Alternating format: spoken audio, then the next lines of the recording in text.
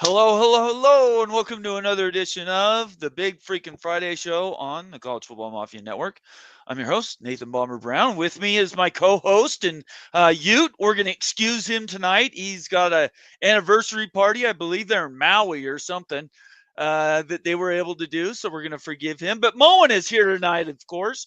How are we doing tonight, Moen? Doing well, doing a lot better than Jim Ryan is tonight. So, Please define. What's that mean? Jim Ryan, who is the president of the University of Virginia, announced about an hour ago that he is resigning. He is stepping down. Is he the one Uh, being pushed out by Trump? yes, That's and remarkable. that could have major implications in college football realignment.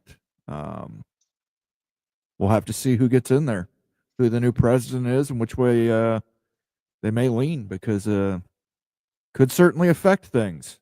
We saw how it affected the University of North Carolina. Uh, could absolutely affect the University of Virginia as well. And I told you guys shit was going to get weird. That's one thing getting weird. It's going to get weirder, guys. It's going to get weirder. I'm just telling you right now.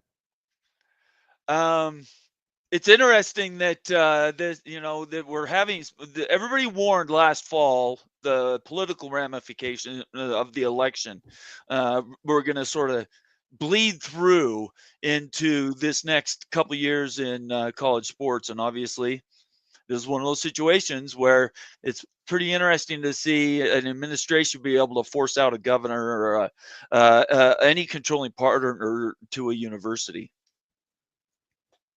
Or deny a hire like they did in Florida. That's true. Yeah. I mean, we don't want to lose track of that. We should probably have a ticker tape go, okay, here, okay, here. But yeah, I'm glad you brought that up. I just saw that right before the show started. I didn't catch it an hour ago. So I think that's, yeah, it's definitely something we need to keep our eye on. There's no doubt about it. I want to thank everybody for being here tonight. It is the Big Freaking Friday show. We try to have a little bit of fun tonight. At the bottom of the hour, we will have Numbskull News will be joining us sometime after 8:30. That should be a lot of fun. He's obviously a riot. He loves coming on, and we enjoy having him. And we had a spot to fill, so we appreciate him giving some of his time. So I know he's looking forward to that. We've talked a little bit this week, and he seemed excited, so I'm looking forward to having him on. Other than that, we're going to be heavy into now Texas State, which, hello, foregone conclusion. You've been talking about for like 6 months. It's not something that surprises us around here, but it's still a big deal. And we're not one of those outlets that claims ownership to the news. Honestly, nobody can really do that. This stuff has been bleeding through for a very long time. So we're just going to cover it just like we cover everything else. So we'll have that conversation. We invite you guys to get involved. Make sure you follow Moen and I on Twitter. Subscribe on YouTube to our YouTube channel, College Football Mafia.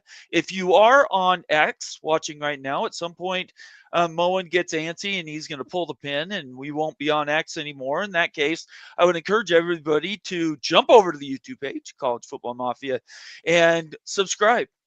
This isn't the only show we have every week. We have usually we're going to a lot more user-defined content, short form videos, stuff like that. But my bread and butter, the stuff I love the most, is the live shows, and we have those obviously recorded as well. So when's our next member video? Do we have one on the docket? I know I was going to do one this week. I need to say really quick, the reason I didn't do a legal review with the consiglieres this week is because all the consiglieres are extremely busy. And I mean extremely busy with preparations for July 1st, the House settlement, the first revenue share, if those checks get cut, and everything that's going on with that. So that I'm not really going to beg forgiveness because it's not something I control. We will get them back on, and we'll talk about some of that revenue sharing and whatnot, but it just wasn't going to happen this week. As soon as I can get it put together, that video will be a members only video, right, Moen? Yeah, probably. We'll probably do that as a members only. But we've also got the members only stream coming up. Building the Super SEC. It's going to be an interactive stream. We're going to build out a huge SEC, 24, 28, 32 teams what would happen, Big Ten, SEC, overtake all of college football, create two mega conferences. So we're going to do that. That's going to be an interactive stream for members. So we'll be using voting and polls and member suggestions on who goes where, and then I will be doing it interactive and putting the map together and putting divisions together, and then we will compare it against the Super Big Ten that we've already done. So along with that, we've got the Big Ten way too early that Becky Pickles and I did that I'm still editing, and I've got a video for Mowens High, the ACC Pick Six. So we got a lot of stuff coming down the pike in the next week or so. And then, of course, on 7-Eleven, the big 7-Eleven show, the Blueberry Blitz show, where you, myself, and Daniel Gygax, and one to be determined, will be drinking Mad Dog 2020. Blueberry or Blue Raspberry Bling, I think is what it's called. So Okay. All right. That's a great preview. I appreciate that. And since we're previewing stuff, might as well do this. I'll talk about this at the end of the show, or certainly before I leave. Tomorrow afternoon, 5 p.m. Eastern, it will be me and Bronco Blameyer. We're going to be talking about Boise State, the Pac-12, Texas State, media evaluations, and he's an expert on Pac-12, and I would call him an expert for the Mountain West as well. And we're going to be kind of trying to decide, is this a good thing from internal to those two conferences, and how do they look at this? We're going to talk about it high level tonight. Moen and I will with Numbskull, but certainly to be inside the machine, to be somebody that's fighting for survival like Boise State is, it means more to them than it's ever going to mean to us. And so we're going to talk about that tomorrow afternoon. So I'm going to invite everybody to participate in that. That show will also be recorded. We will be rebroadcasting it, but it should be very informative. Bronco, if anything else he does, he comes very loaded with data. So we should have a pretty good conversation. So that'll be tomorrow, 5 p.m. Eastern, right here on the College Football Mafia channel, and we invite you to be a part of that. Okay, a lot of ground to cover, and I don't know how much of this news in detail we want to get into, but let's jump right into the announcement of the Pac-12 Moen and Texas State. absolutely. Well, we don't have the announcement yet, but the news has been broke. Texas State has been invited to the Pac-12. They have a board meeting on Monday. Everybody kind of considers that a moot point. We know they're going to vote to join the Pac-12 and pay off the Sun Belt, the $5 million exit fee. And Texas State will be the eighth member of the PAC, which will allow them to stay as an autonomous conference. So congratulations to Texas State. This has kind of been a foregone conclusion for the last 6 months or so. We've always been saying Texas State, Texas State, Texas State. The bigger question becomes, now that they have Texas State, now that they have a media deal, who becomes number 9 and number 10?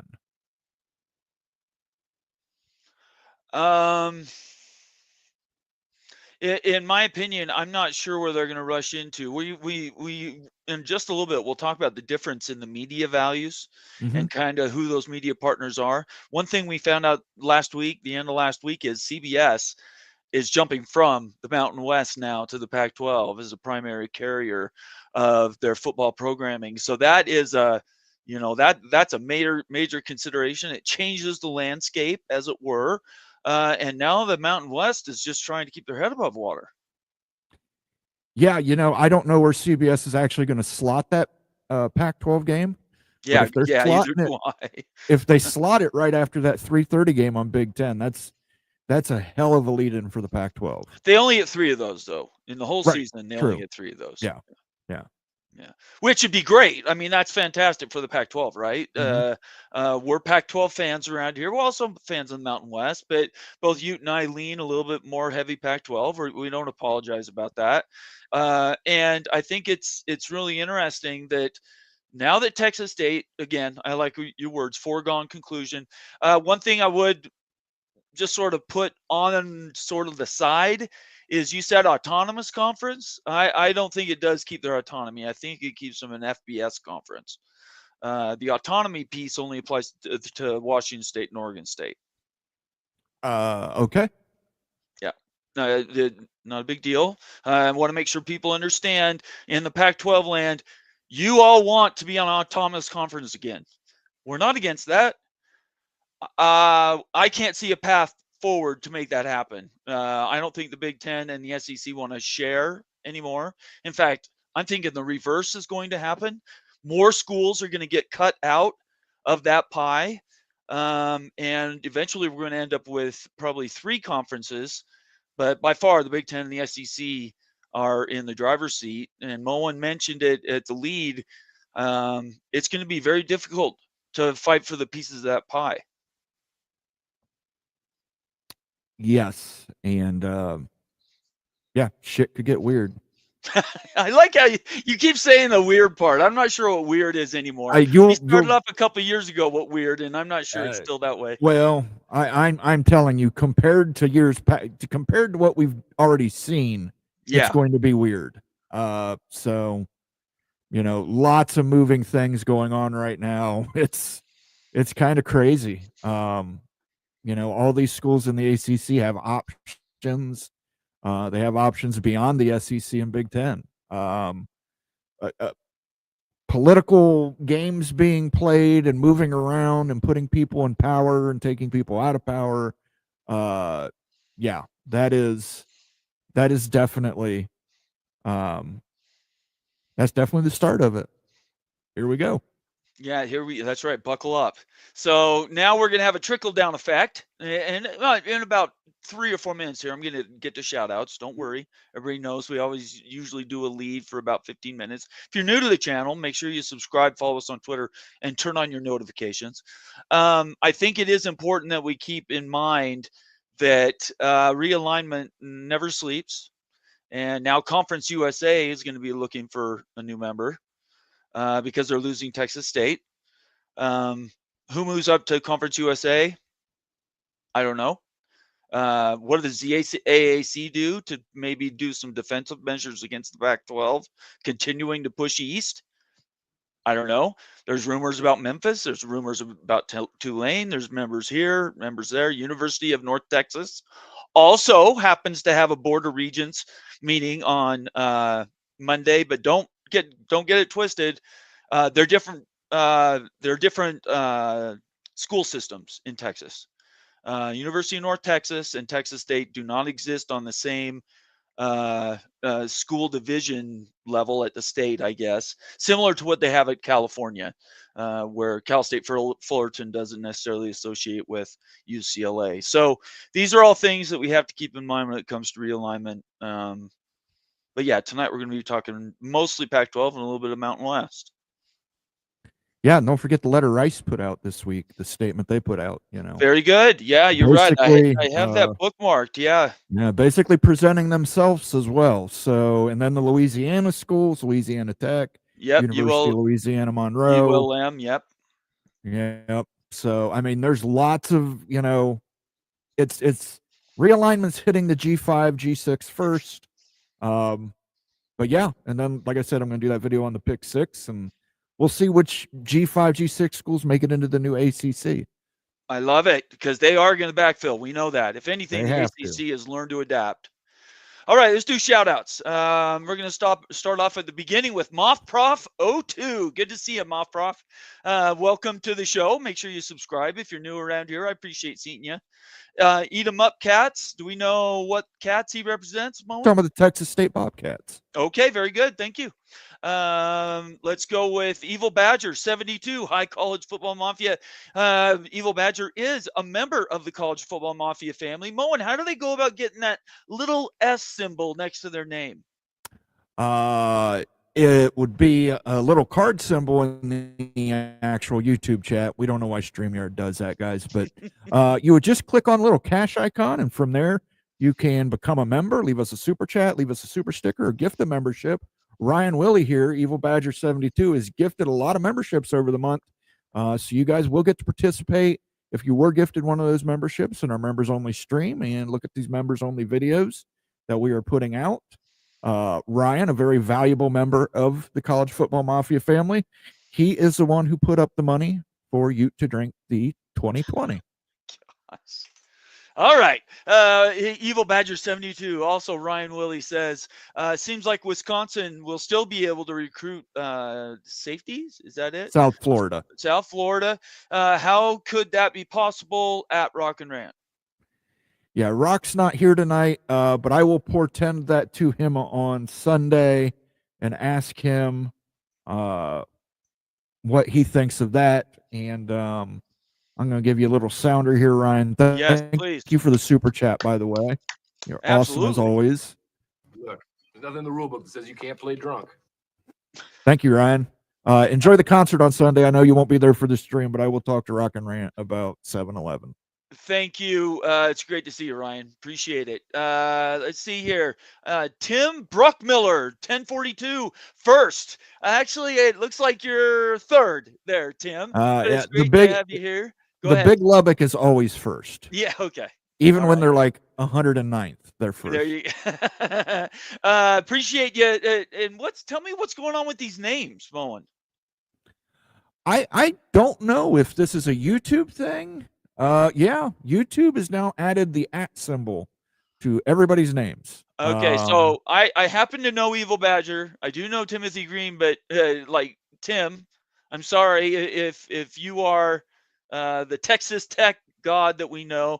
I didn't recognize your name, so it's going to be tough. Unless Moen can correct me, I'm probably not going to get everybody's handles. I'll do my best, but my memories are not that good. Anyway, good to have you here. Big Lubbock in the house. All right, Timothy Green checking in and saying, this is going to be a very tasteful show tonight. Ha ha, 100%. And shaded smiley face. Thank you very much, Timothy Green. It's great to see you. MBM 357. That actually sounds like a drink, actually. You need to create a drink with that name, MBM. That's pretty cool. How far behind Texas State is UNT? I wish Ute was here tonight. He could probably give you an actual detailed analysis on what those values are. But from what I understand, Texas State was ahead on their media value. Mo, can you shed any more light into that? Yeah, I mean, you can go back and watch the video MBM Ute did last week, I believe. Yep. Where he breaks down 2 everything. weeks ago, I think. Yeah, 2 weeks ago. He breaks down everything for Texas State. I don't know if he includes a comparative with UNT, but everything I've heard was Texas State was top choice, number one. And I think a lot of it had to do with the student population. I was just going to say, we're going to talk about that. Yeah, go ahead. Very big student population at Texas 40,000. 40,000. Believe it or not, in the Pac-12. Yes, student population will play a part in a lot of these realignment scenarios. So having a large student population actually does help improve your conference. So there you go. Absolutely true. Good to see you here, MBM. MBM's a valuable member of the OG family here at College Football Mafia. Talking about members of the family, the other Gygax actually is a contributor, roving contributor. We appreciate Gygax, Daniel being here with us tonight. Hi, everyone. Good to see you. I'm going to mark that for later. John Dry, good to see you, John. I think North Texas is better. Okay, well, you know what? Now that it's actually going to happen on Monday, I have a request in my head. I haven't done it yet because Hugh's been out of town with his wife. But my next is for him to do a comparative with all the ones that they've talked about possibly moving in. Sacramento State, I know nobody wants to talk about it, but they're shooting for the limit there. University of North Texas, Moen's already mentioned the 2 Louisiana schools. It would be nice to have comparative with Memphis and Tulane. So I'm going to see if he's going to have time to work on that, because that would be something I think people would care about. Good to see you, John Dry. Appreciate it. Stephen Vitt checking in as well. Congrats to Texas State for getting the Pac-12 invite. Happy for my fellow Bobcats down in Texas. I agree with you. Cheers out. Stephen Vitt, good to see you here tonight. Let's see here. Scroll down. Bob Swanger checking in. Good to see you, Bob. Hello, everyone. Bob is another valuable member of the College Football Mafia family. Clint Moses also checking in, representing the Pac-12. Go Beavs. he says, and that would be Oregon State Beavers, now a partner to the Texas State Bobcats. BYU football. I'm going to assume that's Shonsky. Good to see you, Shonsky. Hi, everyone. Another valuable member of the college football mafia family. Nitwit, another one checking in, representing the Big Ten, Penn State Nittany Lions. We get a cougar for him, please. Well, he'll remind you they're not cougars, they're Nittany Lions. Your sounder is a cougar.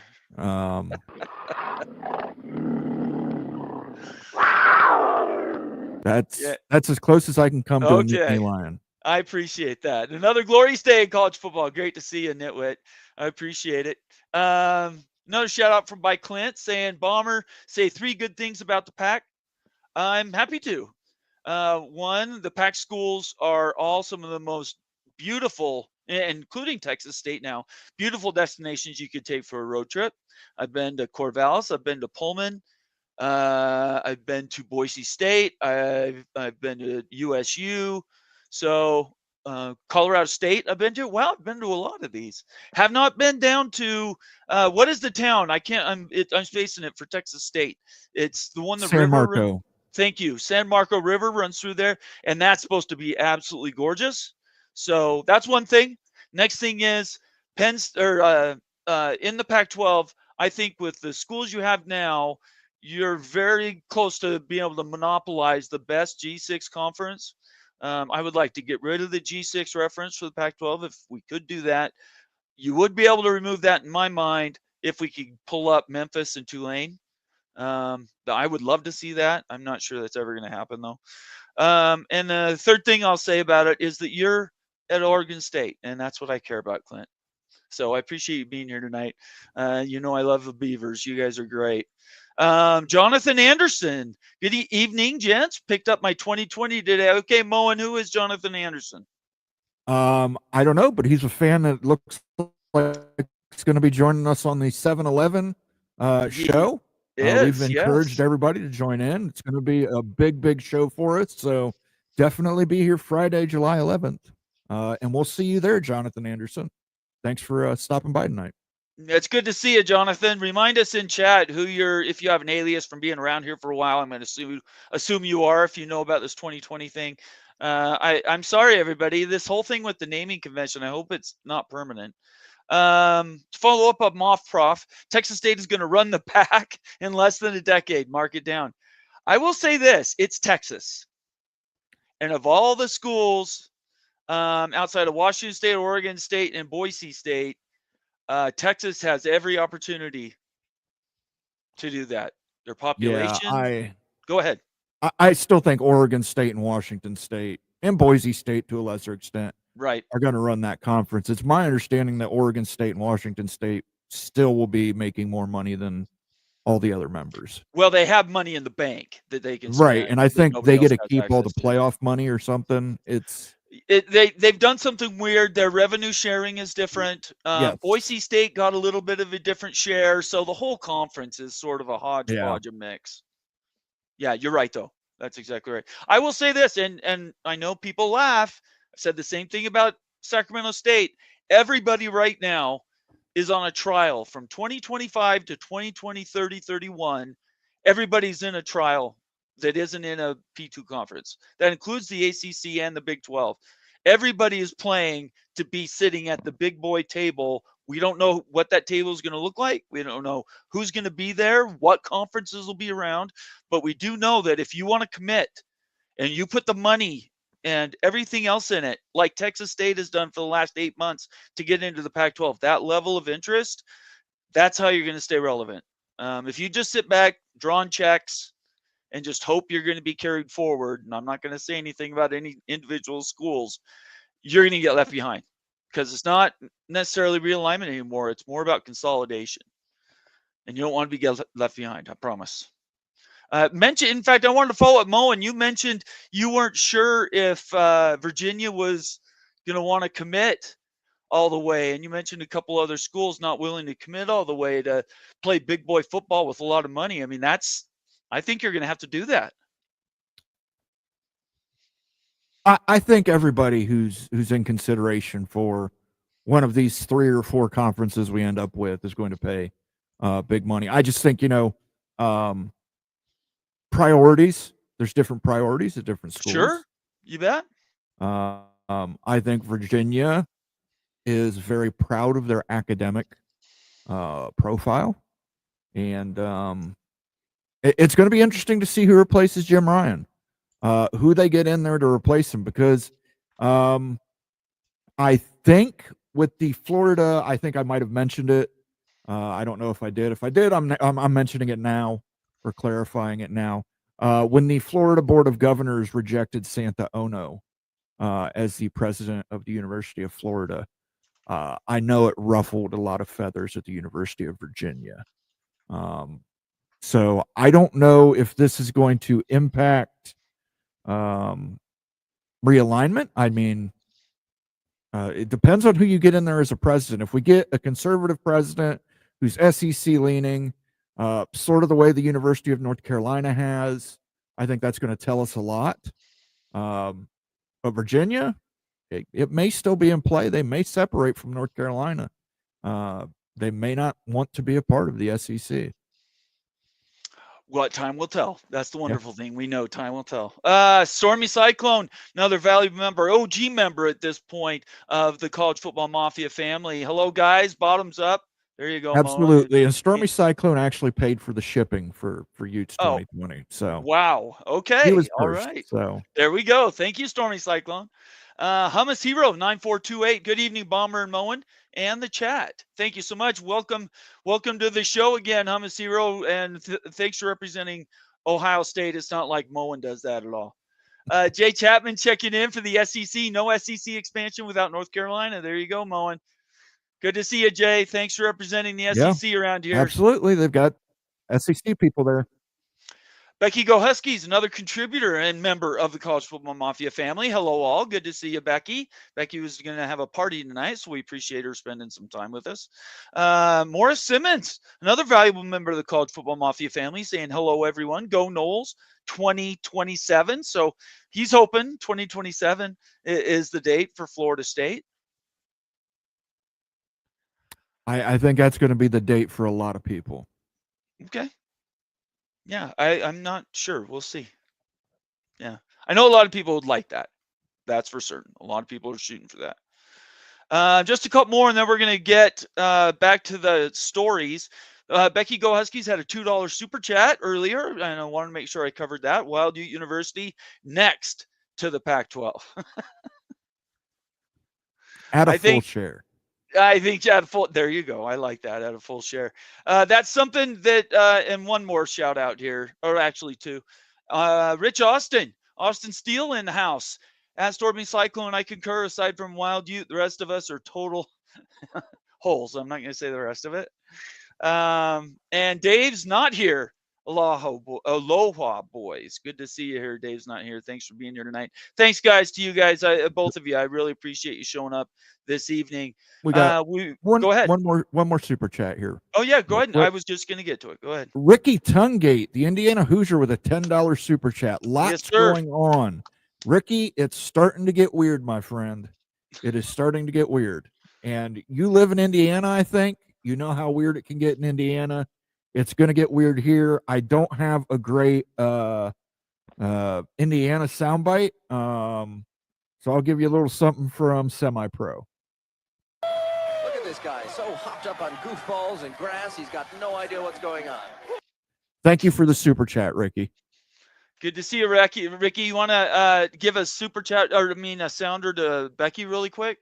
Sure. We can do a internet money. Internet makes lots of money, so give us some of that money.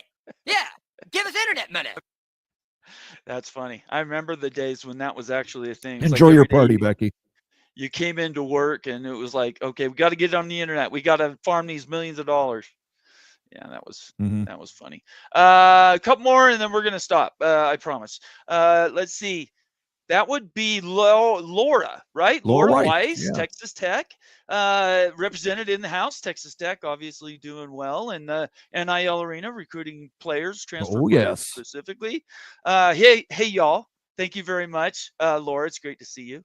another valuable member of the Mafia family. And last one, I promise, Caden's daddy-o. Good to see you, Caden's dad. Another member of the college football Mafia family saying, why would the Sun Belt want a third school in Louisiana? Don't get it. Why not Middle Tennessee State? And I would add Western Kentucky is another one that's been talked about in realignment circles. I don't even know what conferences those two schools are in right now. Yeah, I always like Middle Tennessee for the MAC. Okay. Well, I mean, it makes sense. Makes sense. Yeah. If we can get Western Kentucky, get Middle Tennessee. Tennessee Valley Authority. You get all those schools right around that. Marshall. All right. Yeah. There you go. Marshall. A little deliverance, maybe. Okay. We're going to jump off of that. We won't talk about that anymore. Okay. So let's get into this. Let's talk details about Sacramento State. Sacramento State Monday is going to be having border regents. Moen's already given quite a few of the details. What do you guys think about where, did I say Sac State? I apologize. Texas State. Texas State on Monday and joining the Pac-12. I know Texas State fans are overjoyed. I mean, like over the moon about this move. I think the Pac-12s, maybe in general, those schools and the ones that have been at the top of the Pac-12, including Boise State, are a little nervous. Should they be nervous, Moen? Well, I don't think they're as nervous as they are excited. I mean, you mentioned, yes, recruiting in Texas State for Texas is going to be huge, but for Texas State, but Boise State, Oregon State, Washington State, hey, man, you guys got a pipeline into Texas now. All the schools do, and that's huge. I mean, Texas is one of those mega recruitment states. It's just as important as California, just as important as Florida, just as important as Georgia, just as important as Pennsylvania and Ohio. And now you got a pipeline there, and I think that's great. You've got California and Texas in your footprint. Wow. If you've got the money, you can go in there and start competing for some of these recruits. And I think that's a good thing. And honestly, you're probably not going to pull the 4 and 5 stars, but coach up some of these 2 and 3 stars.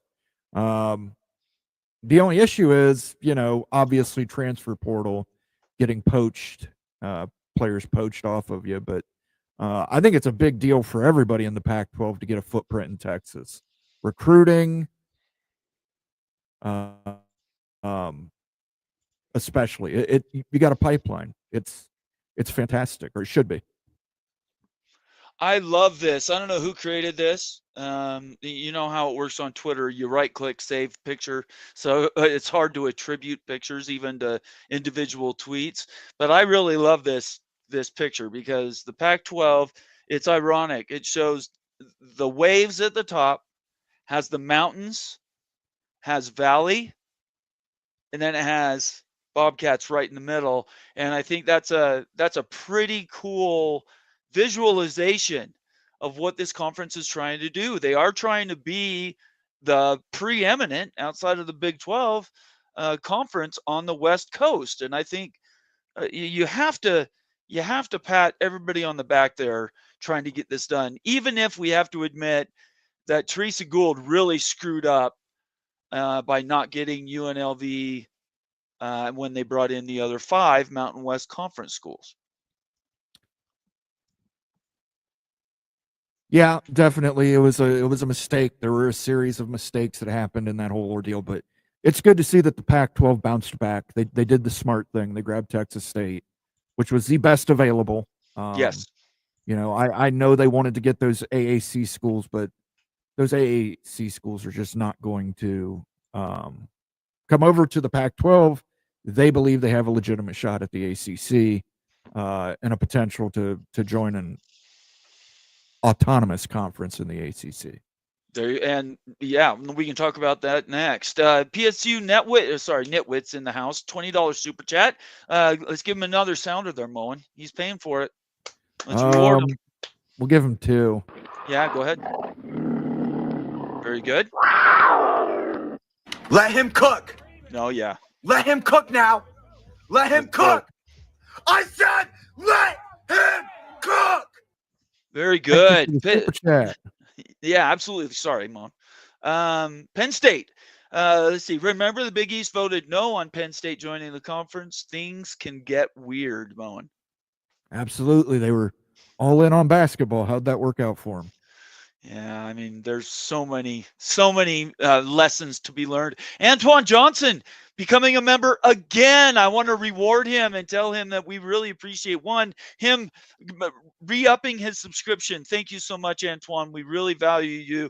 Make sure, of course, you get caught up on the member videos and everything that's on the video library. But becoming a renewed YouTube member there, Moen.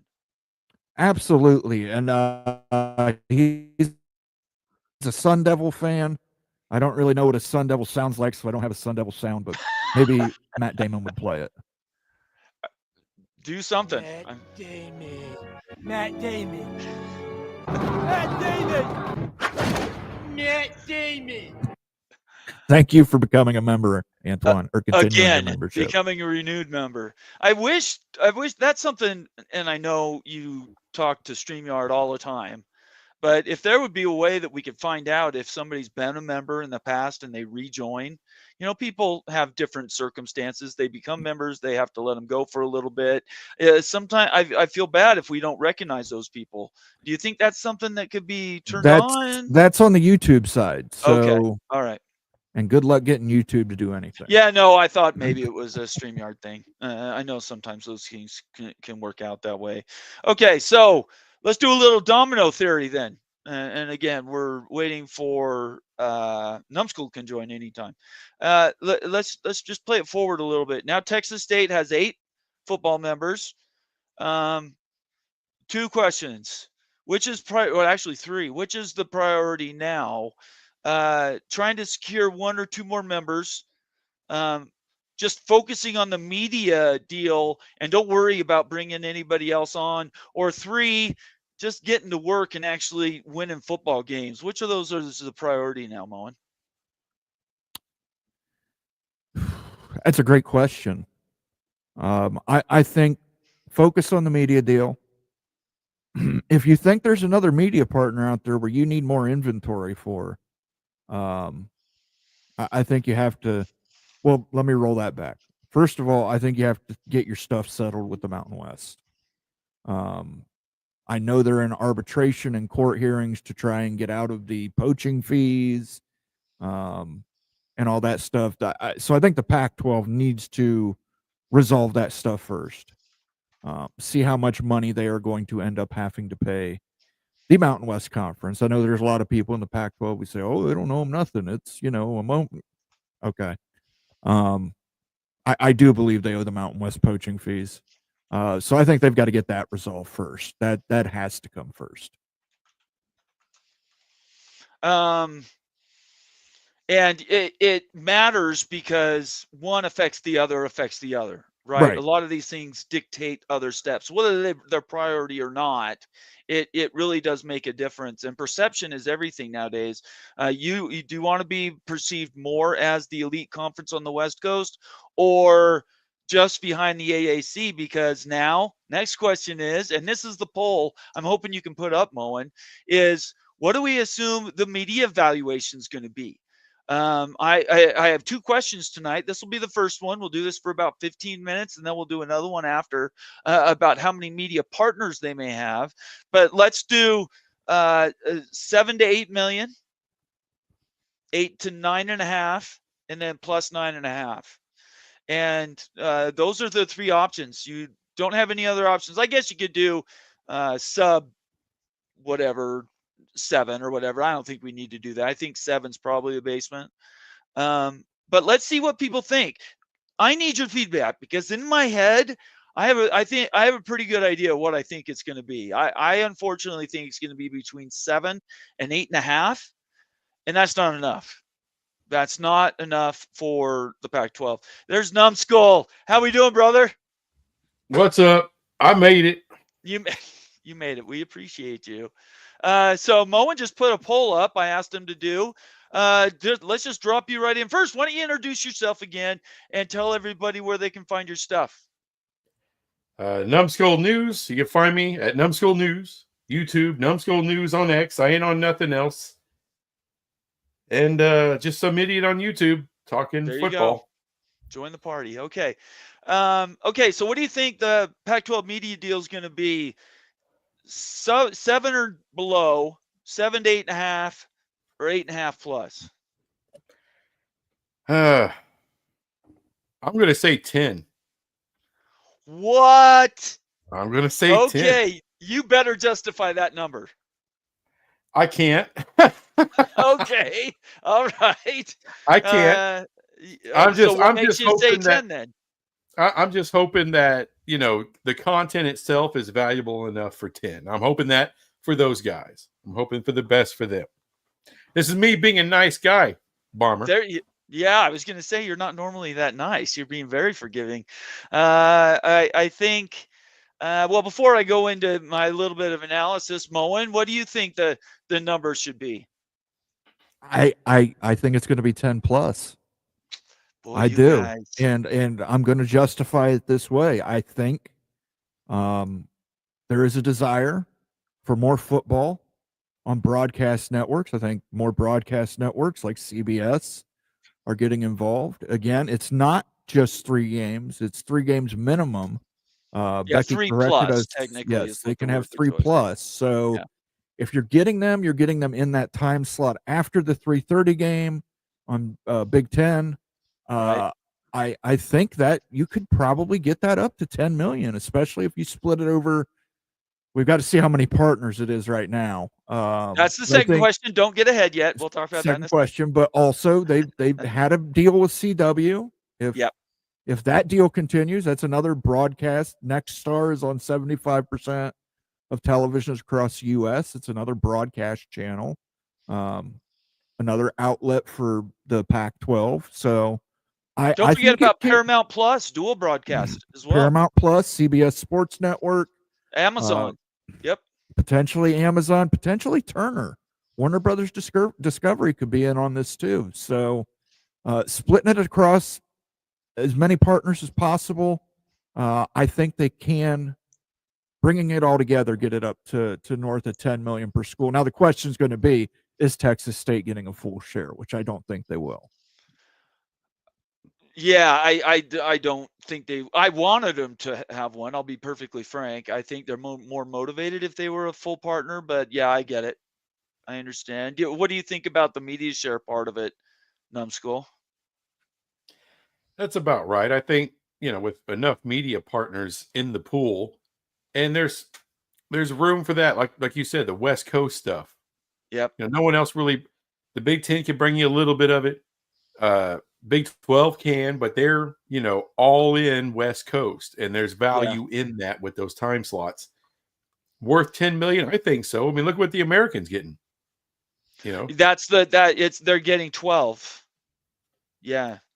So I think Yeah. in the end, the Pac-12 is going to be a bigger deal than the American. They're going to have bigger brands. I In think 10 they already years, that's do. how we're going to look at Yeah. it. Yeah, I think they already have those bigger brands. It's harnessing that potential. So let me explain mine. I'm the one who's been in the Pac-12 the longest of all 3 of us. I am generally fairly jaded when it comes to looking at these media evaluations. I think it's easier to go up than it is to go down. So more conservative generally. I didn't see the vision. You guys are selling me a little bit on the vision of spreading it over. I think the minimum needs to be 3 partners. It might be 4 at the end of the day. CW, if they hang on to theirs, maybe there's a little Fox, Paramount Plus, those other ones. But I think it's a massive win if they can get more than $10 million. Massive. So, I hope that happens. I think it will. I mean, I have no idea, really. Right. Well, none of us do. We can only take the data and process it, right? Yeah. Yeah, that's just, I want to see them do well. I think there's value there. 10 million's not a ton. I mean, it's really not. It isn't. The Big East is getting what? Not 8 or 9 just for basketball. There you go. Which is crazy, by the way. it just shows you what basketball's like in the Northeast. That's another reason why UConn needs to be brought into the Big 12. Yeah, They're there's responsible for a lot of that. Yeah, absolutely right. Okay, Moen, we went roughly 10 minutes on that poll. Where are we at? What's the final? What's everybody think? All right. In the poll, it looks like 7 to 8 million is going to be the winner at 32. Close behind 9 million at 29, followed by 9.5 million at 19 and 10 million plus at 19. So we had a tie for third. So most people think it's going to be in the 7 to 8 million range. Let's look at it like this. If we all think it's going to be really small and then it's bigger, we're happy, right? Rather than saying we think it should be 10 and we end up getting 6. I hate that feeling. Here's a good question from Jay Chapman. Did UNLV make a mistake by staying in the Mountain West Conference? They did get a big payout. It's many millions of dollars, but that many millions of dollars is based on winning their lawsuits for poaching fees and everything else from the Pac-12. What do you guys think about the whole UNLV piece? Mistake. It's a mistake. On whose part? On UNLV's part. Okay. I mean, you're thinking short term, not long term. The Mountain West is going to be the MAC. You know, it's cute. It's there, plays a role, but the Pac actually has potential to be something better. They're not going to get back to where they were, but there's potential there. I mean, Boise State is exciting. Yeah, that's an exciting school, exciting brand, exciting program. They can build that into something. UNLV can't build into something in the Mountain West. It's just sorry that time's gone. They lost too much of their big brands. They're done. I think it's fair. What do you think about that, Moen? I think for UNLV, I think they're looking long term. It is a short term solution. They're getting a lot of money. Yeah. Well, hopefully they'll get that money unless they should. I mean, you know, of course, certain Pac-12 schools believe contracts exist one day and then they don't exist the next. That's true. That's true. But yeah, I think UNLV, they're looking to the future and saying, hey, we can always fall back and go to the Pac-12. The Pac-12 is always going to want a Las Vegas market. But I think they're probably, and maybe it's head in the clouds, but look, Sacramento State, everybody's got their damn head in the clouds now. UNLV's probably looking and saying, hey, maybe we can make it to the Big 12. That's what we're hearing. That's sort of been the mantra. Get this money, get ourselves built up, dominate in the Mountain West. If somebody leaves the Big 12 for, let's say Kansas leaves for the Big 10, or Arizona State leaves for the Big 10, or Colorado gets built up enough and they leave for the Big 10, UNLV probably thinks they have a spot there, and they can use this money to try and build themselves up. Yeah, I think that's fair. Moen, I think you pinged out, or I pinged out there for a second. So if I spoke over you, that was the reason. You're fine. Okay, I think that's a good question. I think we've tried to answer it. At the end of the day, something we don't know, we've heard nothing but rumors, is whether UNLV was actually offered a spot in the Pac-12 and they turned it down, or when they went to place an offer, they heard it wasn't going to be enough. In other words, they weren't going to pay all their leaving fees for the Mountain West or something.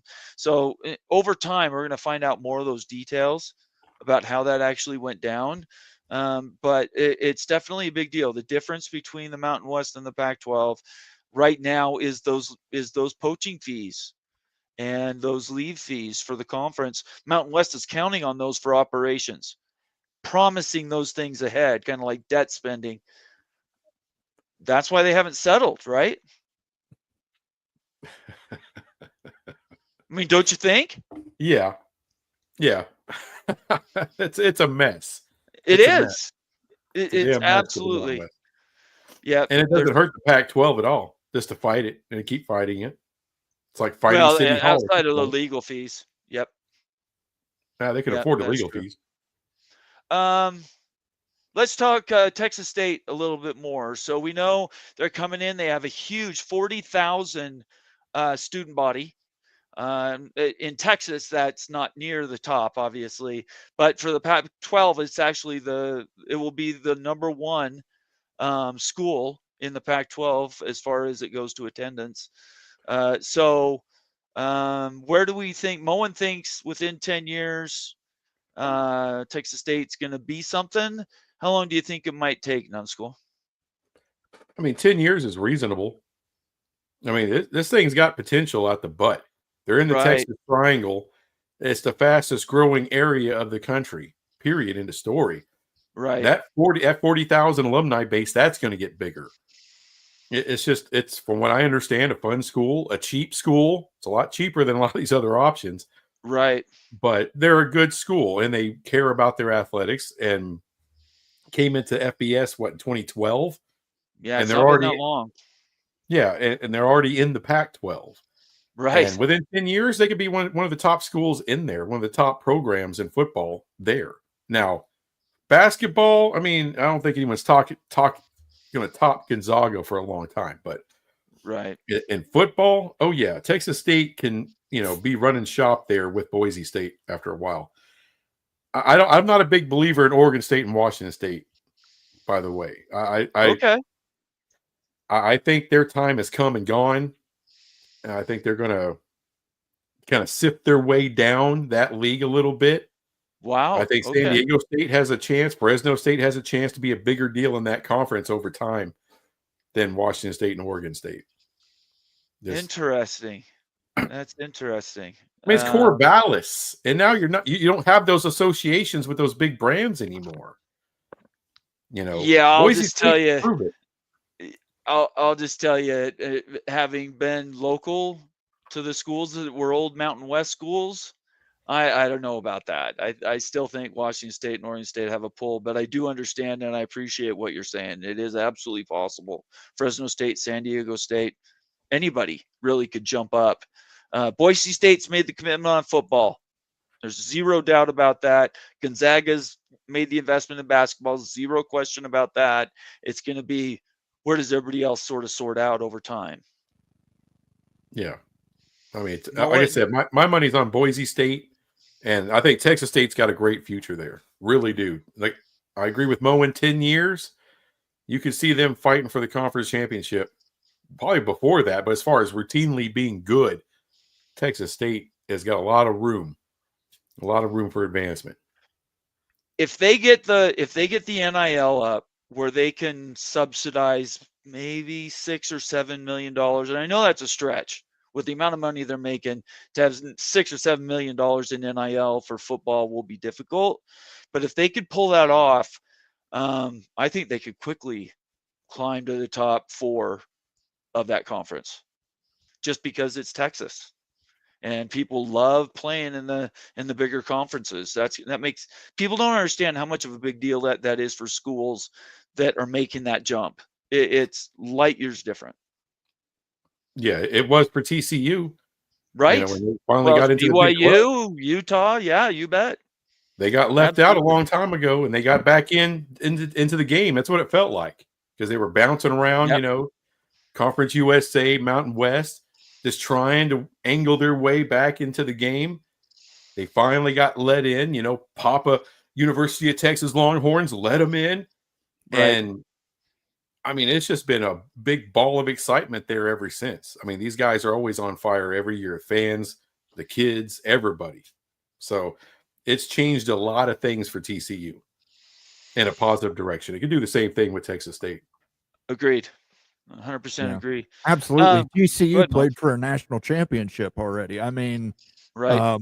Look how quick they went. So the one thing I will say about Oregon State and Washington State, though, they may not have ties to all the big brands in the Pac-12, but every other year they will be hosting either Oregon or Washington. Those rivalry games still exist. Those are going to be big deals. Even on the Big Ten, when the Big Ten team hosts, you're going to have Washington State and Oregon State front and center. So I think that's going to tremendously help Oregon State and Washington State. They've already got that built-in non-conference. Now, Boise State has done an excellent job of scheduling tough non-conference matchups. Last year against Oregon, they've done a great job of that. Texas State, I think, is going to have a harder time doing that, simply because of the stadium. They're kind of an unknown. So I think those three at the top are going to be at the top for a while. You're really going to have to work to dethrone them simply because of the money advantage, the reputation advantage, the non-conference scheduling advantage. I think they've got a built-in advantage that's going to keep them at the top for at least the next 5 to 7 years. And let's be perfectly clear, the schools that are in the Pac-12 right now are not planning on being in the Pac-12 forever. They all want to step up. Yes. They all want an invite to the ACC, the Big 12, the Super Conference, whatever that may be. They're not going to rest on their laurels in the Pac-12, just like they don't in the AAC or the Mountain West. But I think we all agree that the Pac-12 is in a position where they could really exploit some advantages. I think the reverse is true, though, too. If Boise State retracts, if the best team in that league loses 2 or 3 games a year, all of a sudden now Pac-12 is not near as attractive for TV. So we'll have to see. I think, again, as always, time will tell on that thing. I was going to cover this a little bit later, but I might as well bring it up now.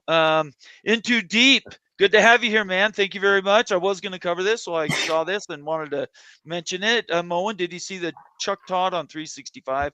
I don't know if Moen saw it, but I saw it right before the show. On 365 Sports, Chuck Todd, who evidently does sports now. I don't know when that happened. He's this little midget guy, red hair. Anyway, I'm just teasing.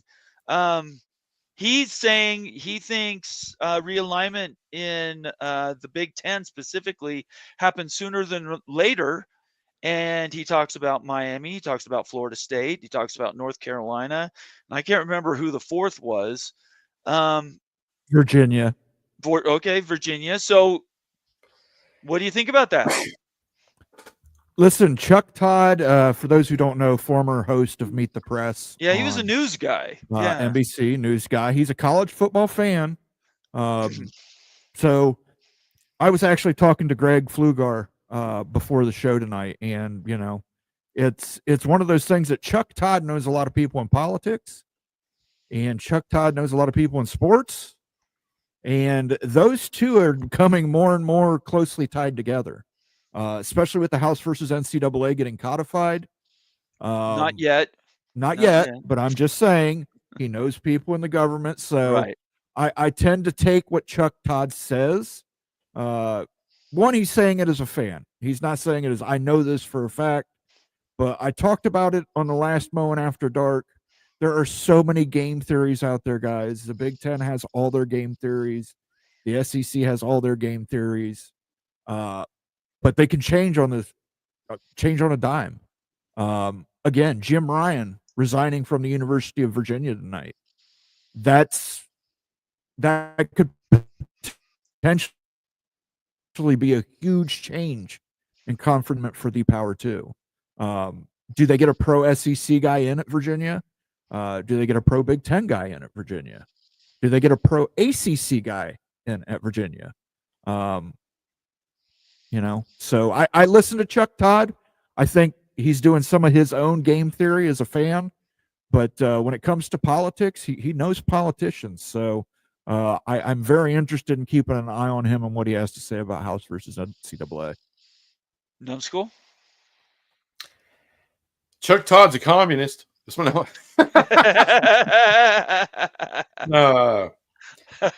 That's funny. I will say this. I dropped a video today. One thing I will agree with Chuck Todd on, because he's big on Miami going to the Big Ten. Yeah.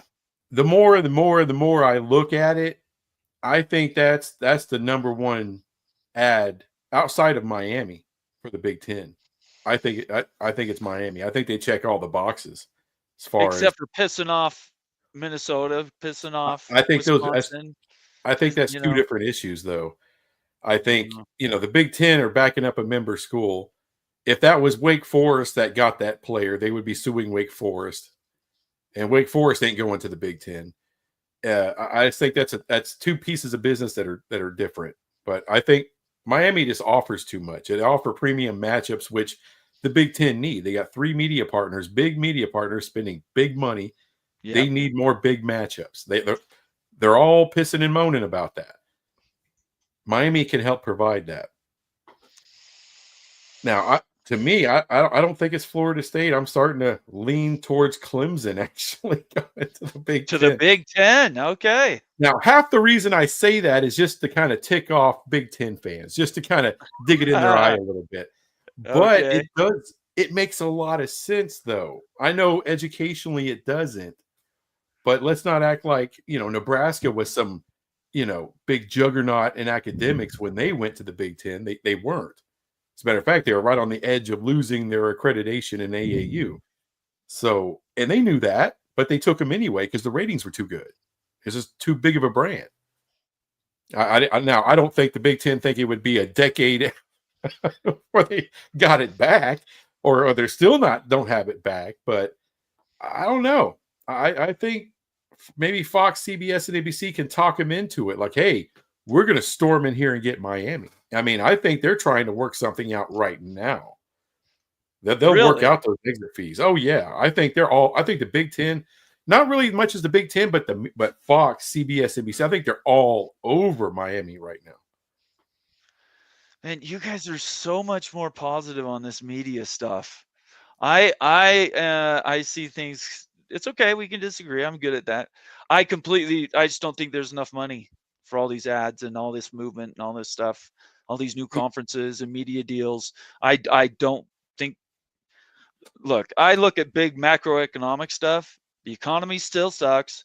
People are still suffering. People are losing jobs, including me, still looking for work. There's not a lot of extra media value, in my opinion, just floating out there. So anything to happen between now and 2030, 31, Moen's game theory. I know Rock and Rant likes to use that term, all these, 3D, 4D chess type deals. I don't see a reason why.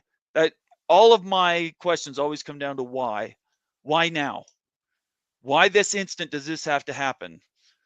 I can see it happening in 6 years with a move planned maybe around 27 or 28 where it actually happens in 2030, 31. I just, between now and then, I don't know where this money's coming from. It seems like it's fanciful type subsidization of realignment. I just don't buy it. Here's the thing, Nathan, and I'll tell you, having talked to people in the Big Ten who know things, Miami and Georgia Tech are tentatively 19 and 20. So now it's Georgia Tech. It's not Florida State. It's not Clemson. It's not Florida State. It's not Clemson. It's not Virginia. It's not North Carolina. That's the chalk.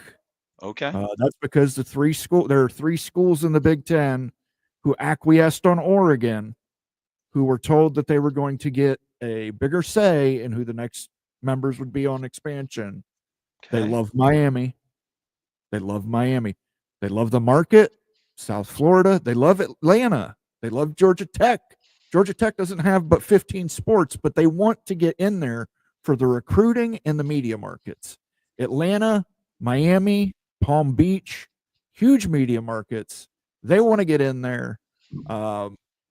Numbskull already brought it up. Miami, fantastic brand to bring in there. Miami, Michigan, Miami, Ohio State, Miami, Penn State, Miami, Penn State. Penn State claims no rivals in the Big Ten. They're unrivaled. Miami, Penn State is a natural rivalry.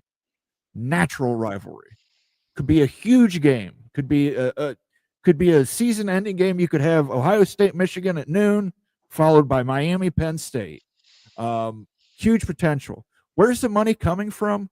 The money's coming from private equity. Private equity is going to get involved in the Big Ten. Private equity is going to get involved in the SEC. Private equity is going to get involved in the Big 12. Private equity is going to get involved in the ACC. Private equity is going to make their mark felt on college athletics. The minute this became, we converted from the old style of college football where you couldn't make any money, and now you can make money. Well, it's a profit center. It's not necessarily about making money. It's a profit center now. Yeah, but I mean, you see it with a PayPal deal. It was PayPal in the Big 12, PayPal in the Right. Big 10. You're going to see all kinds of these deals that are brought in by private equity, and that's going to cover the costs. But right now, the 3 schools in the Big 10 who have the most sway in this really like Miami. They really like Georgia Tech. And it's because of the media markets. It's because of the recruiting. It's because of the demographics. Now there's going to be schools in the Big 10 that don't like it. Wisconsin's going to be one of them. But Wisconsin gave up that right when they wanted Washington badly in the Big 10 in these 3 schools. And I'll just tell you the 3 schools. It's Iowa, Ohio State, and Penn State. They acquiesced and let Oregon into the Big 10. And now they have more pull on who the next expansion partner is. And they like Miami and they like Georgia Tech. Okay, that's great. What kind of a time frame are you guys talking about? When you say I think it's going to happen, is it a decade? I mean, it's easy to throw a pin out there and say this is going to happen. Right. in 7 Well, years. again, everything can change on a dime. Tomorrow, Notre Dame could say, okay, we're joining the Big 10. I know, but And that's right gonna- now, if you're making a prediction, give If me I'm a making time a frame. date, if I'm saying a date, they're already talking. But if I'm saying a date, I'm going to say 2027. Okay, That's when they make That's the fair. announcement. Okay, 2028. That's when the Big Ten's they're going to have private equity at that point. They're going to Okay. be negotiating their next media contract. I think now, I don't think Miami and Georgia Tech are going to get full shares. I think they're going to get the same deal Washington and Oregon got, where you've got 5 to 7 years, you're taking a half share, but you're doing that with the knowledge that you're investing yourself into the conference. all right. What do you think, Numbskull? Well, our friend, our mutual friend, Mr. Flugar, he seems to think that Ohio State, Penn State, consortium there, they also like Clemson. Mhm. I mean, Yep. that's according to him. They Yes. and his sources, they seem to like Clemson as well. And you can get, as far as recruiting, I mean, you can get the north part of Florida. You can also get into Georgia and North Carolina through the recruiting in there in South Carolina, which is an emerging market. I mean, percentage-wise, it's growing faster than North Carolina. It's still a smaller population, but it's a booming state. My prediction for Miami, they play their first Big Ten game in 2028. Okay. I think that gets announced next year, actually. Okay. Is that the only And one? whether it's Clemson, yeah, like I say, Clemson, I'm not as positive on, of course. Miami, I'm like, that's the first domino. Forget UNC, forget Notre Dame could change everything if they decide to join the Big Ten. That blows up everyone's speculation there. But chances are they're staying independent, at least for the foreseeable future. So Miami, to me, like I said, it's too perfect. The presidents like them. The right schools like them. Their research apparently is on point. Their AAU, they just got that. They get great ratings. Now, are they winning a bunch of champions? Is this the 1980s? No, but they're still a huge national brand. They just check so many boxes. They check all of them. I mean, I don't think Fox ain't going to have a problem with that. I don't think you'll have to convince anybody in the Big Ten to let them in. I think there's something there for everyone to like with Miami. Clemson, you're going to have to really massage people for Clemson to get there. But I think that's true for Georgia Tech. I think that's true for everybody. And I think UNC, to me, UNC is one of those old world wants back in the day, back in the 90s, back in the 2000s, 10 years ago, everybody was pining for UNC. But now the prices going into the Big Ten and the SEC have just gotten so freaking high. I mean, right now, with the payouts in the Big Ten are $100 million a year, about the same in the SEC. That's going to go up in 2030 a lot. What is UNC worth? Are they worth $120 million a year? Like you said, who's paying the bills? Who's paying for all this? Why would you pay that for UNC? Why would ESPN pay that for UNC? Well, right now they're paying them scraps. I'd rather them stay and rot in the ACC for a while. So to me, Miami just makes too much sense for the Big Ten because that's what those partners need. That's what those media companies need. They need Miami for the matchups. And when you got those matchups, you can pull more money from your advertisers. And right now, linear television, you're talking about, a downward economy. It is. And streaming's making it worse as far as entertainment and traditional ways of getting your entertainment value. Live sports is the last bastion for the linear TV people. That's the only thing they really make money on anymore. It damn sure ain't the Grammys or any of this other crap they put on there. It's live sports. And college football is a huge one. Number 2, live sport. So heavy investments they're going to make because that's the only thing they have to make money on anymore. All right, let me cut you off because I know you could go for another 20 minutes. That was where I was going to end. So I knew you were fine. I will just say this: anybody who's just joining the channel now has never watched the show before needs to understand I'm a huge Miami Hurricane fan. I think Miami, I said 2 years ago, more than 2 years ago now, I think probably closer to 3, they would be a fantastic add to any conference, Big Ten or SEC. It didn't matter, but I think Big Ten is the natural fit. They have the AAU and all those other things. What it comes down to for me isn't if, it's when. And I just don't see between now and 2030, 31. So that's the only place where we really disagree. I cannot disagree with any of the reasons you guys bring up, though. Those are exactly right. Let's get to a couple super chats. Evil Badger checking in $5. Again, a valuable member of the College Football Mafia family, saying I'd accept Clemson and UNC. He represents Wisconsin. Go ahead, Moen. I'm sorry. I was going to play his Badger sound effect. Go ahead. Yeah.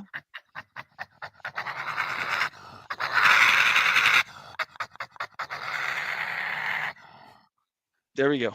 Miami can kick rocks, just my opinion. Oh, and Wisconsin got a 4-star recruit from South Florida. He was mentioning that earlier. And one other super chat from PSU Nitwit, again, $10 super chat, says Miami at Penn State, whiteout game. How much would that be worth for the Big Ten? I mean, there's no question. These are big dollars. There's no question about that. It's a natural rivalry. Imagine Penn State, Nobody disagrees with those facts. That could be the opening game of the conference season. You're right. It could. You're right. I think that's such a natural rivalry.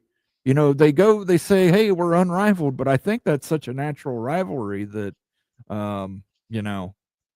it just makes too much sense. Well, people forget Miami was independent. They used to travel all over to play football game. They came to BYU and played a football game. Miami isn't one of those schools that wants to stay in the SEC land and that's it.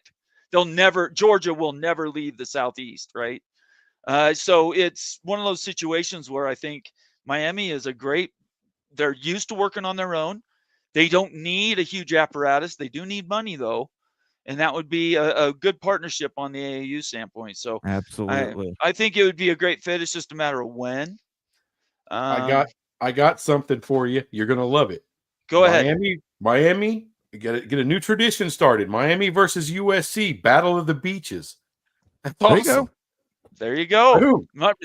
How about Miami and Nebraska again? Let's just revisit. There you go. There's another natural rivalry, and that's because Miami used to go all over the country. Yeah, they used to go up into California to play games. They played Washington. So, in a lot of ways, Miami and BYU used to do the exact same. They've got a natural rivalry with Ohio State. I don't think they've ever beat Ohio State. Right. Let me give a sounder to the Nittany Lion here. Yeah, do that, and then I got one other thing I got to go. I love it. Okay, and then I have to leave, so I got to take off. I have a timer now, 9:15. First, I want to thank Numbskull for being here. Thank you for coming on and helping us tonight. Moen just needs somebody. Keep him straight while I'm gone, would you? He tends to run riot. I want to ask this an open question. We don't have time really for a poll. Maybe Moen or you can put it up and tell me what the final results were. But the Big 12 has come out and said they're not going to do a preseason poll. I think it's the beginning of a bunch of conferences that aren't going to do a preseason poll.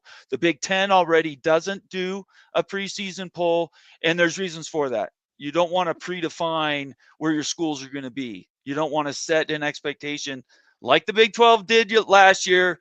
Oklahoma State, Kansas, Utah, all turf turf shoot the entire problem and season last year, and BYU and Arizona State blew the entire thing up.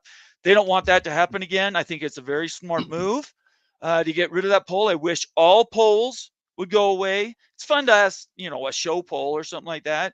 I'm talking about the actual formal polls. Coaches and whatnot should not be around till like week 6, in my opinion. But what do you guys think about that? That was announced today. It's a great idea. Ditch it. Coach's poll is the worst poll ever. I'm sorry. The AP is pretty bad too. They have ADs and assistants voting in that. It is well. bad. Yeah. Preseason polls suck unless they're mine. There you go.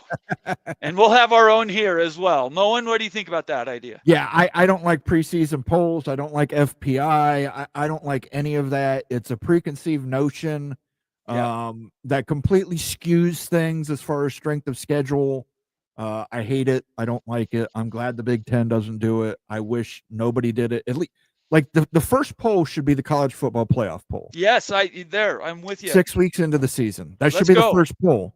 Yeah. Unfortunately, the way media works and the way we work, even on YouTube, we're media, we got to have polls. People want polls. It's something that's desired by fan bases. So it's one of those things I think we're just going to have to live with. Well, I hope this sets a trend. I hope the ACC's next, because they're another one that is getting hit with preconceived notions. If I was Georgia Tech, who's not getting talked about usually in the preseason, I don't want a preseason poll to say I'm supposed to be 7th. Who wants that? So anyway, you have any questions for me before I go, Numbskull? No. I mean, hey, didn't BYU just get a huge recruit? 5-star QB, 5-star number QB? 3 QB in the country. Yep.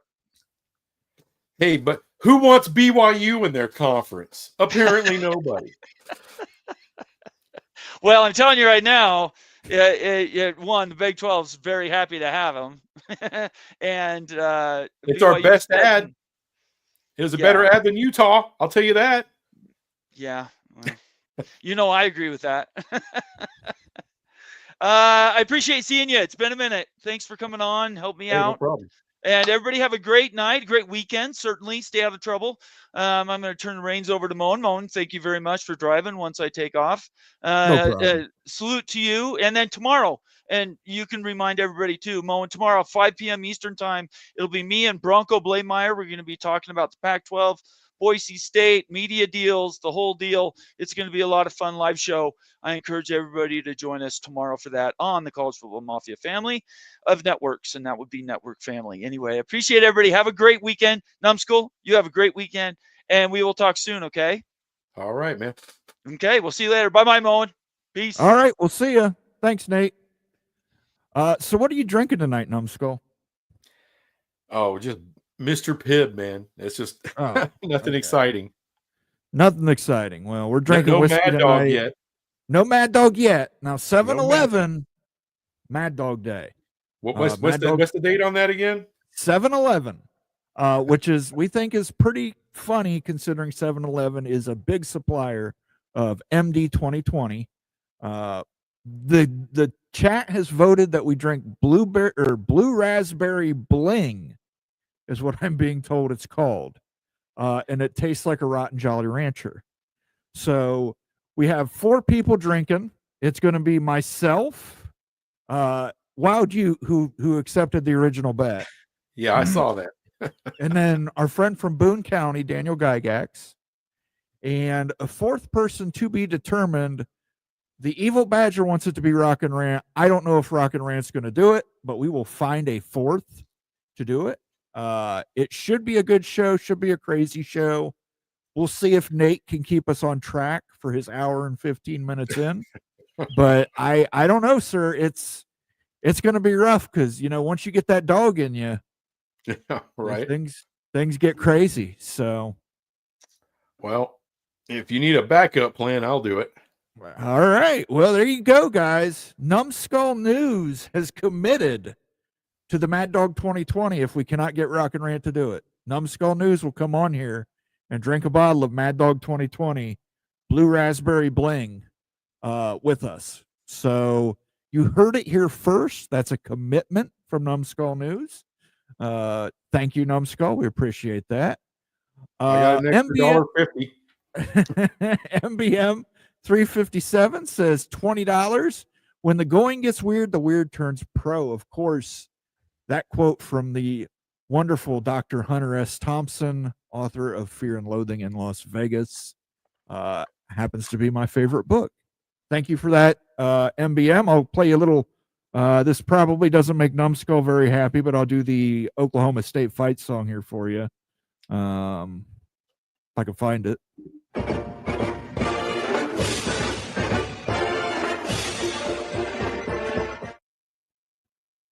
All right, Numbskull. So let's talk about some other stuff in college football that's going on.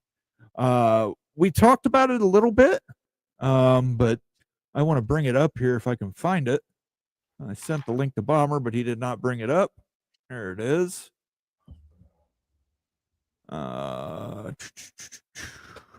Let's go ahead and see. And I will pop this up so we can see this big and you don't see my pinned conversations. To the university community. And I better put this on screen so you guys can read it, or at least see it. I am writing with a very heavy heart to let you know that I have submitted my resignation as president of the University of Virginia. To make a long story short, too late, I am inclined to fight for what I believe in. And I believe deeply in this university, but I cannot make a unilateral decision to fight the federal government in order to save my own job. To do so would not only be quixotic, but appear selfish and self-centered to the hundreds of employees who would lose their jobs, the researchers who would lose their funding, and the hundreds of students who could lose financial aid or have their visas withheld. This is especially true because I had decided that next year would be my last, for reasons entirely separate from this episode, including the fact that we concluded our capital campaign and have implemented nearly all of our major initiatives in our strategic plan. While there are very important principles at play here, I would, at a very practical level, be fighting to keep my job for one more year, while knowingly and willingly sacrificing others in this community. If this were not so distinctly tied to me personally, I may have pursued a different path. But I could not, in good to my colleagues and our students, in order to preserve my own position. It has been an honor to serve as your president. Thanks for the outpouring of support over the last few days and week. My deepest gratitude to all the faculty, staff, students, and alumni who make this university and this community both great and good.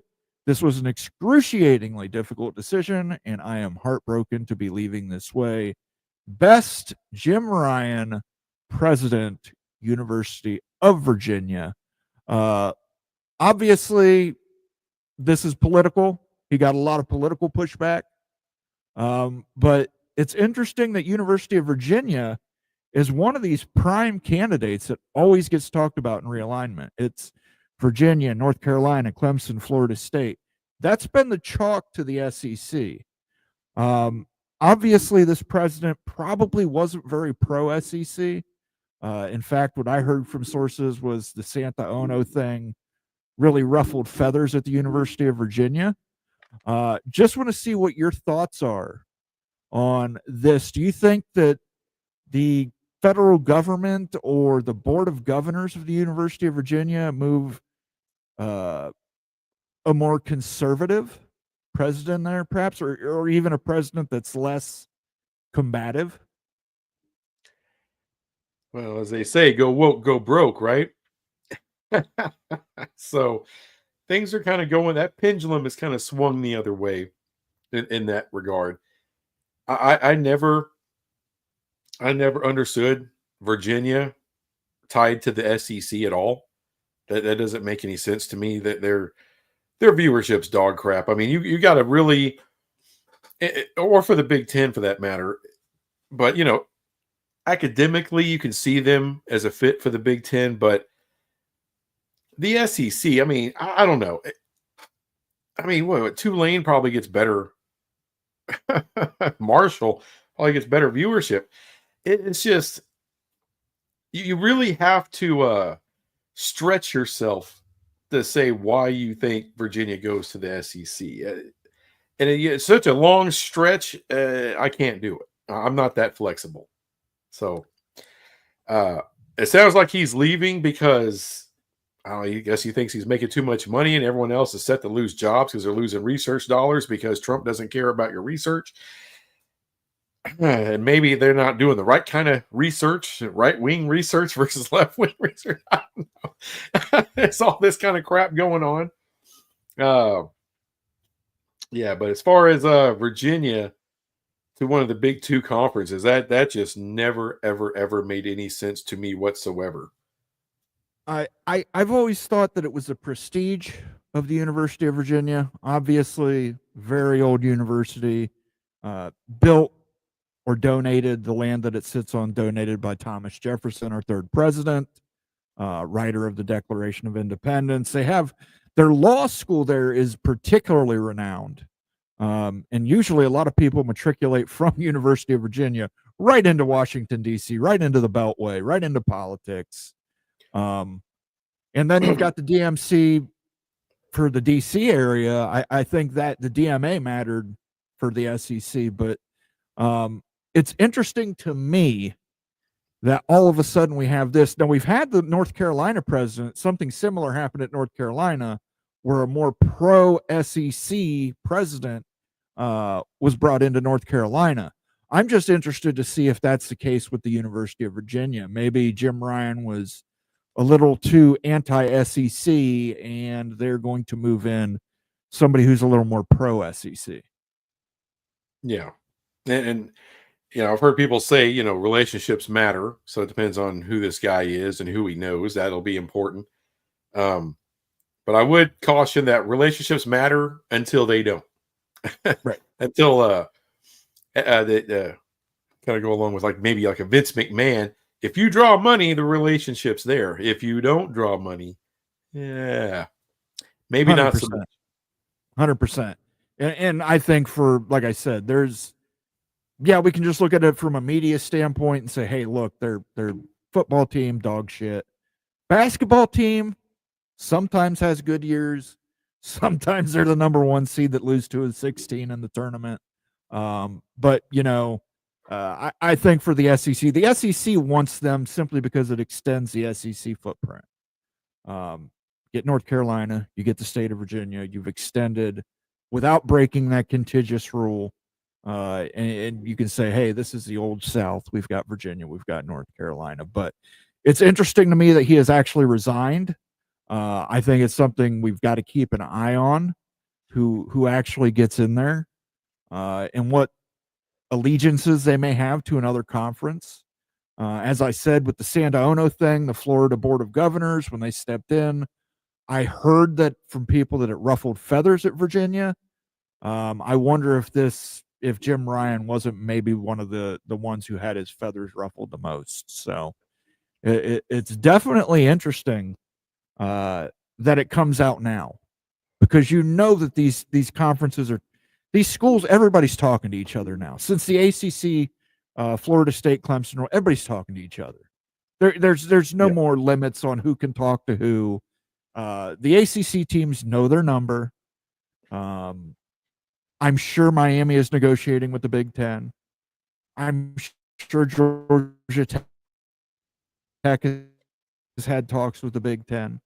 I'm sure North Carolina's had talks with everybody. Well, as a matter of fact, I know North Carolina's had talks with everybody, including partners outside the SEC and Big Ten. So very interesting stuff in realignment. We're talking the Pac-12 realigning, G6 realigning, Sun Belt realigning, Conference USA realigning. I agree with you 100%. That's going to travel up the ranks. That's going to go into the Big Ten and the SEC. It's just a matter of what goes first. Now, you're pretty confident that Miami is the first domino to fall. Yeah, that's pretty new for me. The more I thought about it, the more I looked at what's important for the Big Ten.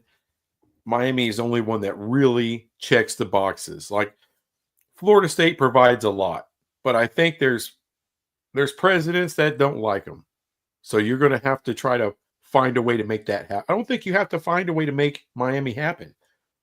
I think there's always going to be a few people that don't like you, but I think enough of the bigger brands, the people that really matter in the Big Ten, like Miami. I think the media companies like Miami. And I think whenever the Big Ten does get a prospective private capital partner to sign on, they're going to want to grow with someone like Miami. There's too many avenues to make money with them. Right. And we've talked about it a lot too. If you want to extend the brand internationally, Miami is an international city. You can Caribbean, South America, Central America, and put your college football product there. Try and make more money internationally. We've talked about that. Now, you're a Big 12 guy, but I would love to hear your opinion on this. As soon as Wisconsin sued Miami, the Big Ten within the hour released a statement backing up Wisconsin. Jim Phillips, commissioner of the ACC, has not said a damn word. Now, if it was Notre Dame, and I'll die on this hill, Notre Dame is not a full member of the ACC, but I said it on Greg's show the other day. If Notre Dame got a splinter, Jim Phillips would be out there rallying against the lumber industry. He would be calling for reforms of the lumber industry if Notre Dame got a splinter. Yet Miami, and Miami actually backed him up when they were trying to add Cal, Stanford, and SMU. Miami was on board with Jim Phillips and Jack Swarbrick's brand. But Jim Phillips has said nothing about this. What do you think about Jim Phillips in the ACC at this point? I think Jim Phillips knows the writing's on the wall. I think he knows damn well Miami and the Big Ten are talking. So he's just going to let them do what they're going to do and stay out of it. It's not even about having their back. I mean, there's no way this idiot does not know his conference is going to get Pac-12. He absolutely knows. He's been trying to do everything he can to slow that up, if you will. Try to extend the life of his relevancy and his importance to the landscape of college football, which right now that's hanging by a thread. Brett Yormark is much more valuable to college football and stories and beat writers and all that than Jim Phillips is. His relevance is fading. Like that Pac-12 commissioner. What was that idiot's name? I can't remember. Nobody George Kliavkoff. There you go. The worst name of all the commissioners. Soon Jim Phillips will be a member. It's not just Miami. I mean, he won't stand up for any ACC team. I mean, Greg Pflugar complains about Tony Petitti being silent, but I mean, damn, it's Jim Phillips. It seems the only school he cares about is a school that's not even a full member of his freaking conference. It's Notre Dame or nothing. And if another school in the ACC has a problem, they're fucked. Essentially. I think I think the Big Ten actually had Wisconsin. They knew they were going to sue, and they wanted him to sue. They probably pushed for it. Like, no, absolutely sue. We got your back. Because that whole thing makes the Big Ten look bad. It's a kind of a little, not real bad. It's a little stain on the Big Ten that the Big Ten doesn't like. It's a little bit embarrassing. So, okay, Wisconsin, you sue them. We're going to back it up. And we're going to do it that way. They would have, if it was Alabama, they would have sued Alabama. If it was Texas, they would have sued Tech. If it was Texas Tech, they would have sued them. Doesn't matter that it's Miami. It just matters that it happened. And it was because the Big Ten teams ain't going to do that to one another. Yeah. 100% agree. They want to get this as a precedent so they can decide what the guardrails are for tampering, poaching, etc. But the difference being, I think if they sued Texas Tech, Brett Yormark would come out and defend Texas Tech. Oh, yeah. I think if they sued Alabama, Greg Sankey would come out and defend Alabama. Fine, Miami's negotiating with the Big Ten as far as we know. Let's just say that. They're still a member of your conference. You're still the commissioner of that conference. You got to have a backbone and come out and say, hey, no, we're standing beside our institution, Miami. Especially when it's an institution that supported you on the Cal, Stanford, SMU thing. They got North Carolina State to flip eventually, but Miami was there from day one. It shows me that it's a problem that's indicative of the ACC. They have no leadership, and I think that's why they're going to fail as a conference. Yeah. In one way, it's a no-win scenario. It kind of like it was with the Pac. People are like, well, the Pac could have done this, the Pac could have done that. Once Texas and OU showed everybody, all those big brands who weren't already in the Big Two, that you can get right in there and make that money, they were gone. Yeah. USC was always going to be gone. My first video I ever made about college football and all that, that's when Texas and OU left. And people were making fun and burying the Big 12. Oh, you piece of crap conference. Of course they're leaving y'all. And I looked right at the Pac-12 and I'm like, yo, you got like 2 years left, 3 years left on your media contract. You think USC is not going to try to get to the Big Ten? Now, no one watched that video. Nobody. But damn it, I called it. I don't have any information. Greg Flugar had the information. Mm-hmm. I didn't have any of that. I could just see it coming. I'm like, people are going to, it's football. Everyone, it's a copycat league. It's a copycat sport. USC they have the value to do that. Florida State, Clemson, Miami, they have the value to get there. They just got to get there. Yeah, and now they've got their number. And now that they've got their number, they can openly negotiate, which I agree. I think the ACC is potentially a doomed conference. Shit could get weird, though.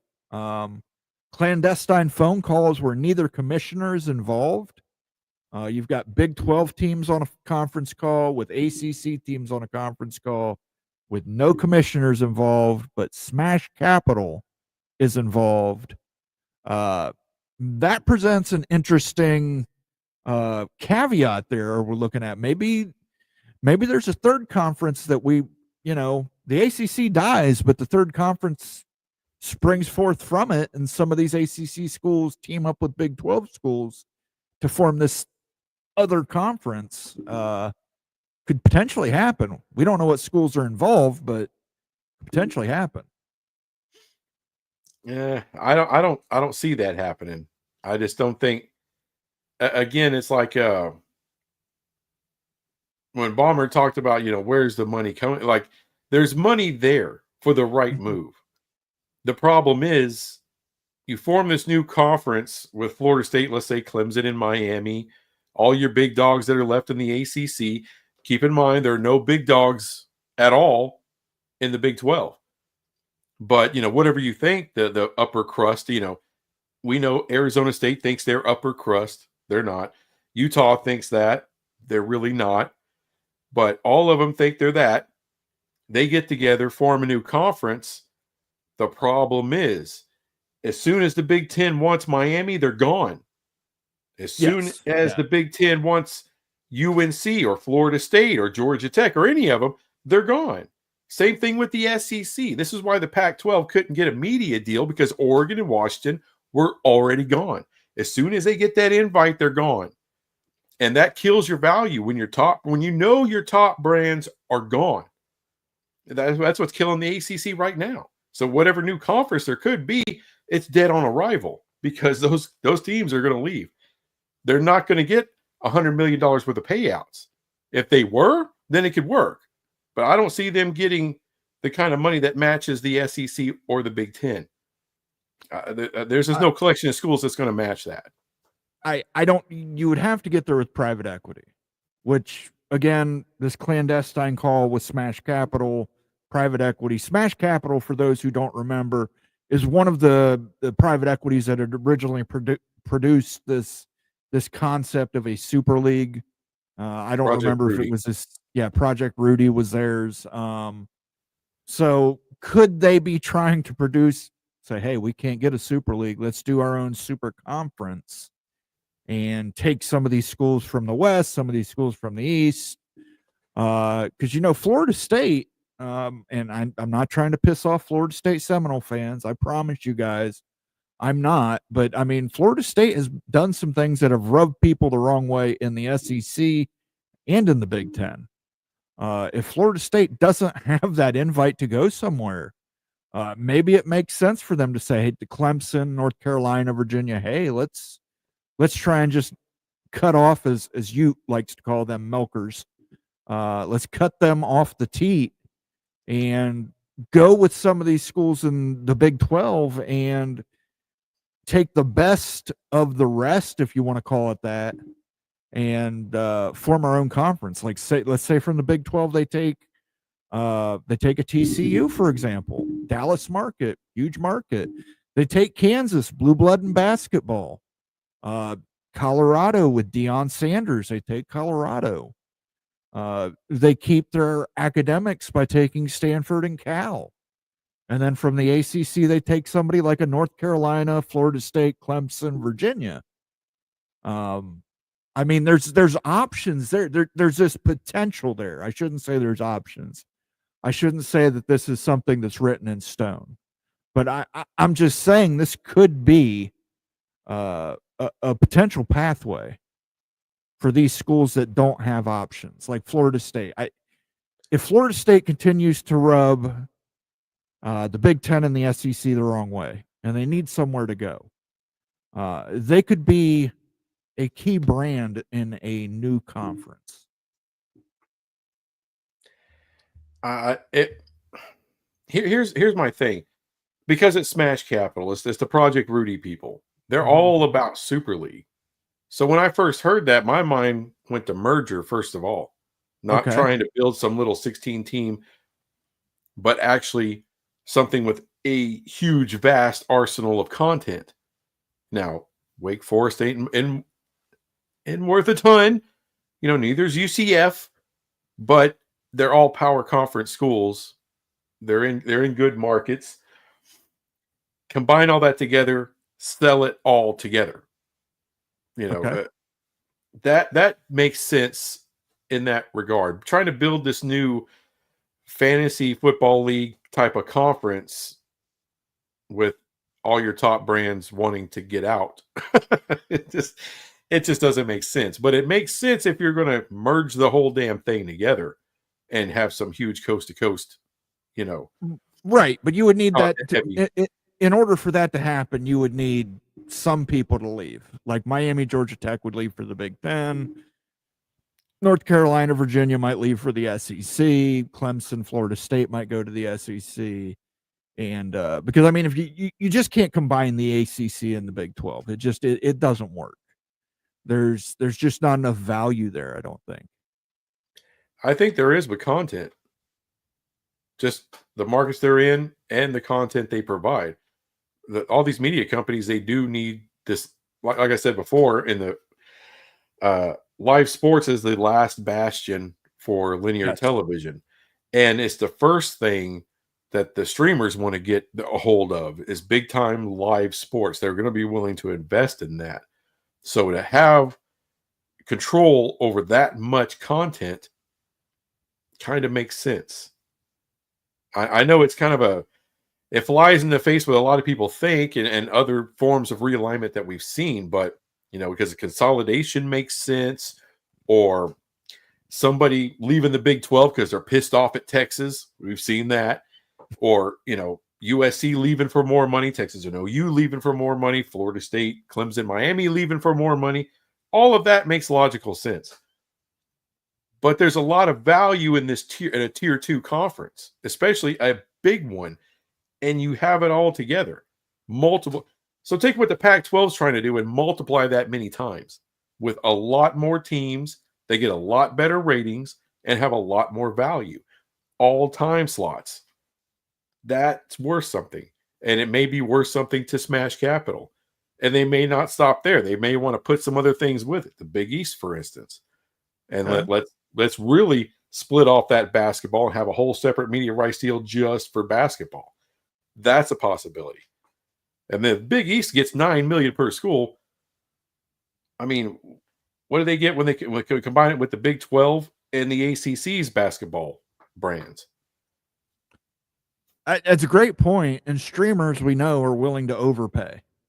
They will Somewhat. go They weren't above willing and to beyond. overpay for Pac-12, but Well, no, but I mean, you look at the Big Ten, the 3:30 time slot. Amazon actually bid more than CBS, and the Big Ten said no because we don't want to be on a streamer only. We want more national exposure. But streamers tend to overpay for content. Whether or not that continues, I don't know, but definitely something we should keep in mind. Let's get to some comments. Numbskull, you need a PR guy.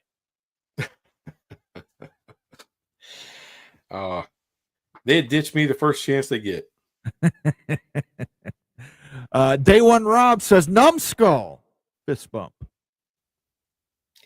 Back at you. Nitwit as well. Hey, Numbskull. Good to see you. While we're bringing up Numbskull, why don't you plug where people can find you? YouTube, Numbskull News, and same thing on X. It's not that creative, but it tells you what I am, so that works. Absolutely. We fully endorse Numbskull News here. It's one of the funniest content creators in college football. Highly recommend, if you have not yet, go over to his YouTube channel. Give him a subscription. Give him a thumbs up. Go ahead and share it with your friends and family. I'm sure they would appreciate it. MBM 357 has gifted 5 memberships to the College Football Mafia family. Thank you, MBM. Shooter, Texas. There's no name there. It's just at. Joe Pat 5387. Cougar Tracks. Fairway. You were all gifted memberships by MBM. I got to play his South Park sounder now for Cartman. The man loves South Park and the Wild Wild West. Well, I'm a badass cowboy living in the cowboy days. Wicky, wicky, scratch, yo, yo, bang, bang. Me and Artemis, large bug, go, says, I'm a high act from the big metal spider. A wicky, wicky, wicky, wicky, wicky, fresh cowboy from the west side. Thank you for those memberships, MBM. If you're in the chat, make sure you thank MBM. And if you did receive a gifted membership, consider paying that forward and gifting a membership to someone else. It will be appreciated. Jason Spangler says, so much obsession over these media deals. 10 million is a drop in the bucket if you're doing things right. Same reason I'm not concerned about the difference in payouts between the big. Yeah, I wouldn't be concerned with that difference either. There's people that trip out like, oh, we only make half. Oh, it's a growing gap. And I'm like, look, I'm a Teamster. I drive for UPS. I make good money. I am not concerned with the paycheck that Elon Musk gets. That's a gigantic gap. Why am I concerned with Elon? I'm concerned with me. You know, how nice can I make my house? What kind of nice little ride can I be driving? All right, that's what I'm concerned. That's what the Big 12 needs to look at. Because anything over that, oh, they make over half. If it comes 3 times, 4 times, 5 times, it doesn't matter at that point. It really, I mean, what's going to happen? I've heard people say, well, you got to dissolve the conference then. I'm like, what is that? The Big 12 is a business that makes money. Believe it or not, the Big 12 is a successful business. They came from the edge of death to successful and stable. Absolutely. Okay, we don't make what the Big 10 makes. That's because Ohio State doesn't play in our conference. Michigan doesn't play in our conference. Penn State doesn't play in our conference. Those are gigantic brands built over a century of time. All right, we don't have that, but we have good tier 2 brands that get good ratings. As a conference, we probably get about half the ratings of the Big 10, which is why I'm a proponent of the 4-4-2-2, blah, blah, blah, whatever that is. Okay, we get half the spots, but we get half the ratings. We've already agreed to make half the money of the CFP that the Big 10 make. Y'all make like 23 million, we make 12. If you're agreeing on the money, agree on the AQs. I don't know. I'm not jealous of the Big 10. I'm like, hey, they built it, they earned it, they negotiated for it, and they got the bag. Cool. So did the SEC. Cool. Now work on yourself. Stop looking at someone else's paper. It pisses me off every time I hear that stuff. It's annoying to me. Yes. Thou shalt not covet, guys. Don't worry about what the Big Ten's making. Worry about what you can make. Yeah, we had 8 teams begging to get into the other 4 power conferences. And we're told no. That's the only reason we're alive. That's it. The Pac-12 said no. Now they get into the state of Texas. They could have had A&M. They could have had TCU. They could have had Baylor. They said no. I'm sorry, Yeah. USC said no. Let's not play it. USC said no. Little smarmy punks. Hooded Ninja says Pac has some interesting avenues to bump its value. A big non-conference deal. Tie-in around Washington State, and Oregon State. Bring in UConn football only with a handful of UConn road basketball games. That, Hooded Ninja, does not make sense to me. That's a huge expense to just have UConn hanging out on the East Coast and traveling to the West Coast for football. Also doesn't make sense to me for their basketball. I get it. You've got Gonzaga. I understand that, but it doesn't. The UConn thing to the Pac does not make any sense to me. Does it make any sense to you, Numbskull? Hell, Tulane doesn't make sense going to the Pac. UConn sure doesn't. I don't know. Hey, I get it. You want to see the brands fight it out every year. Cool. Maybe you can work a non-con thing out, but no. Yeah, I don't understand the Connecticut thing either. So I don't know. Stormy Cyclone, Iowa State fan. This is where I think the Big Ten is smart. Multiple media partners, huge markets, thinking beyond what's currently going on. I agree.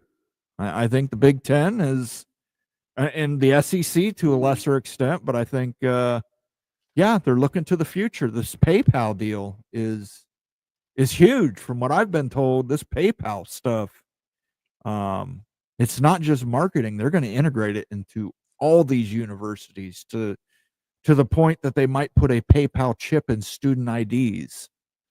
So when you go to the cafeteria, you just tap your student ID. When you go to the stadium, you just tap your student ID. When you go to the bookstore, tap that student ID. When you're at the concession stand in Ohio Stadium or in TCU Stadium, you just tap when you're getting a beer or a slice of pizza. So PayPal is, I think that's a huge deal.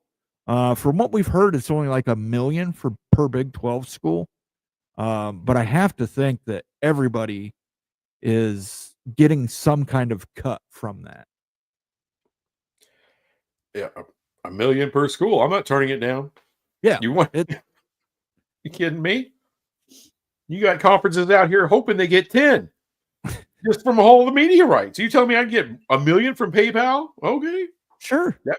And you don't have to do it for a minute, right? And you don't have to do anything. It could increase your concession sales.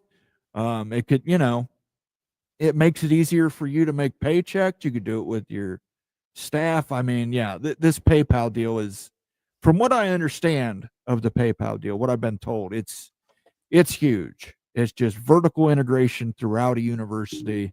But I'm sure the university also gets a cut of that profits. One guy says the mark of the devil. Numbskull with the accidental Deshaun Watson reference. How'd I get that?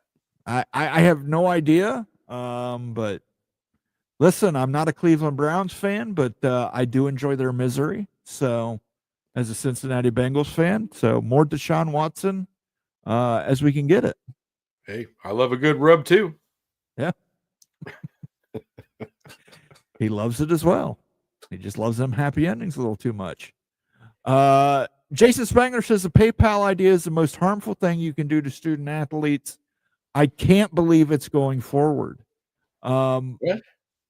It's no different than a bank account, Jason Spangler. I don't understand. It goes into your PayPal account, and then you can transfer it towards your bank account. The most harmful thing I can think for student athletes is this idea that you're going to allow them to bet on every sport except college football. I think that's going to blow up in your face. Yeah. Now, the most harmful thing for regular students, of course, is student loans. Mhm. All right, like, you want to talk about something that's real predatory? About student loans. Student athletes, I ain't worried about student athletes. They kind of got the golden train on wherever they're at. So I'm cool with them. I ain't worried about them going to debt.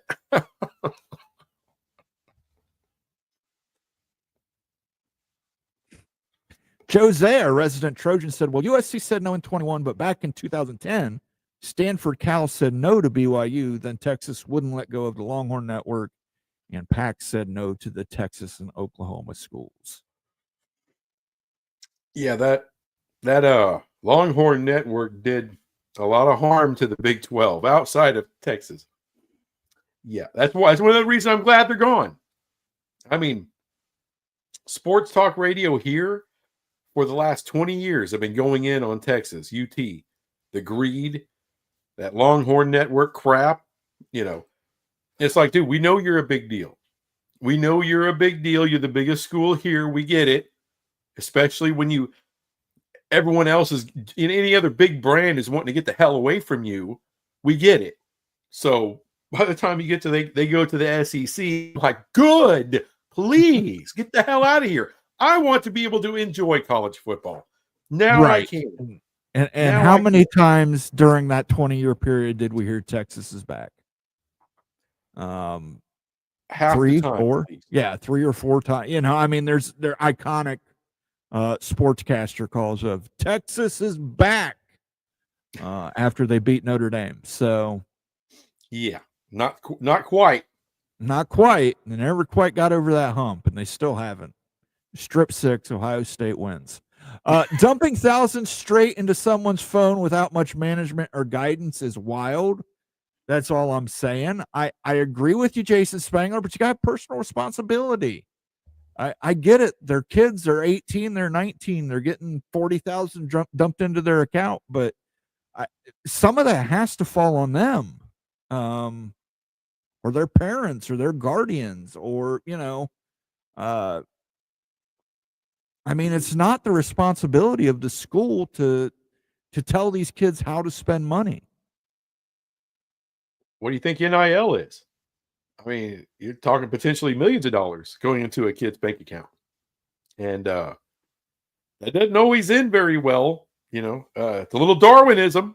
The herd will figure out who's going to live and who's not going to live.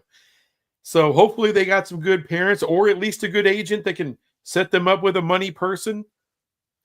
At this point, you're an adult. Time to learn. Yeah.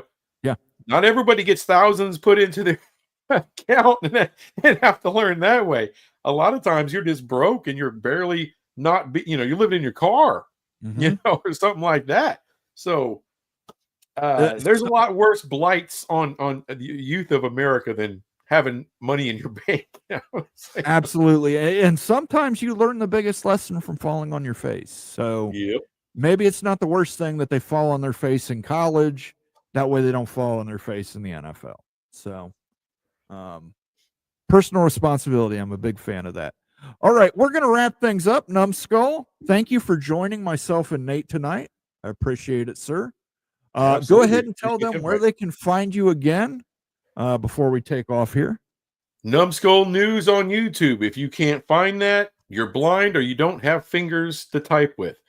Same thing on X. And you can say what you want, even like this little idiot down here. You effing Teamsters voted for Trump. Effing fools. Well, the Teamsters like to make money, yo. We like to make money. We ain't making money with the people you wanted. So Trump's in. Deal with it. All right. So go ahead and go to YouTube. Look up Numbskull News. That's KNUMBSKULL. And give him a subscribe, a like, turn on the notifications. And go ahead, if you're new here, you haven't done so yet. I don't know why you haven't. Go ahead and give us a like, a subscribe, turn on notifications. Reminder, the Mad Dog 2020 show is on 7/11. July 11th, we will be doing the Blue Raspberry Blitz show. Make sure that you go ahead and tune in there and see who throws up first. It's not going to be me. I can guarantee it. I have got white trash in my blood. I think I can chug that MD 2020. But definitely tune in to find out.